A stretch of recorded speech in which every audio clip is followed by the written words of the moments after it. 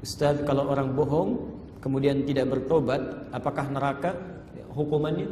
Ya, tergantung amalannya. Kita jawab dulu misalnya pakai hadis ya. Hadis riwayat Muslim nomor hadis 6525. 6525. Ya. Di cara orang dihisab salah satunya kata Nabi, tu'khadhu hadza min hasanati wa hadza min hasanati. Dihisab itu begini. Kalau ada amal kebaikan, ada amal kejelekan, maka yang baik ini akan menutup yang jeleknya. Yang baik menutup yang jeleknya. Misal, amal kejelekannya 30%, amal baiknya 50%. Misalnya, maka yang 50 akan diambil untuk menutup yang jeleknya. Tersisa 20%. Ya. Kalau hasilnya misalnya amal baik 50,009%, amal jeleknya 49,001%. Masih banyak yang baiknya walaupun cuma 001%, maka ke surga dia. Ke surga dia. Jelas ya? Tapi kalau ditukar, amal baiknya 49,001%, amal jeleknya 50,001%, maka ke neraka dia. Di neraka.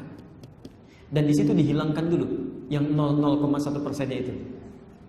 Tapi hati-hati. Memang di Al-Bukhari disebutkan orang kalau punya kadar kesalahan dicuci di neraka. Ya, nomor hadis ke-44. Setelah hilang kadar kesalahannya, kalau dia muslim beriman kepada Allah, baru dipindahkan ke surga.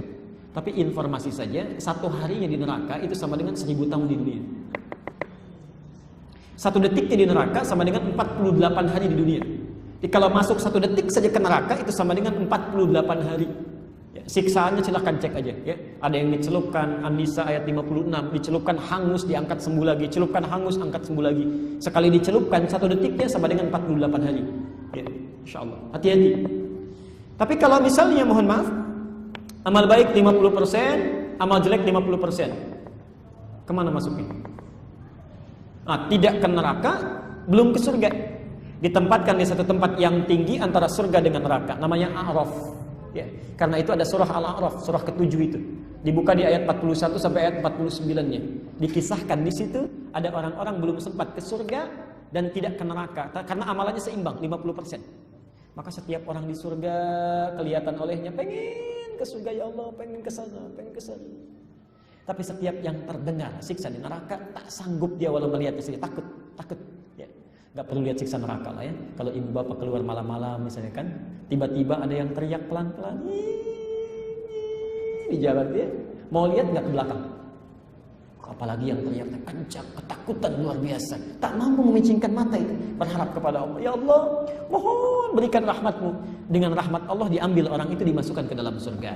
Tapi setelah hisab selesai semua, 1 harinya 1000 tahun. Jadi kalau hisabnya misalnya seminggu aja, bisa ya, itu sama dengan 7000 tahun berada di Araf itu. Nah, jadi orang yang bohong, yang bohong, pertama kali yang dia dapatkan adalah kecelakaan saat di dunia, sebelum ke akhirat.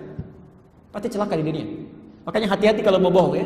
Karena kata Qur'annya, wailul lil mukadzibin. Orang dusta pasti celaka. Dia hati-hati. Ada rumus dalam fikih begini, namanya wa'idun. Wa'id itu keluarkan ancaman-ancaman saat terfikir berbuat salah. Ancamannya apa? Ketika tahu resikonya, kita bisa menghindarinya.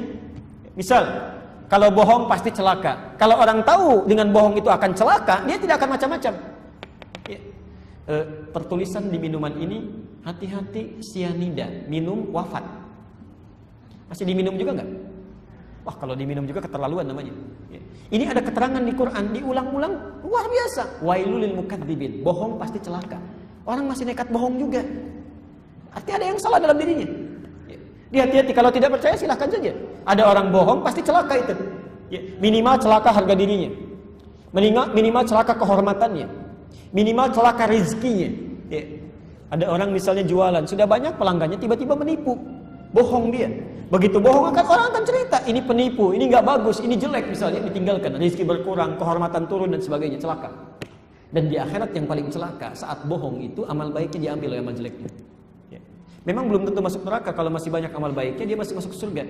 Tapi apa yang bisa menjamin amal kita cukup untuk menutupi sifat bohong yang mungkin keluar?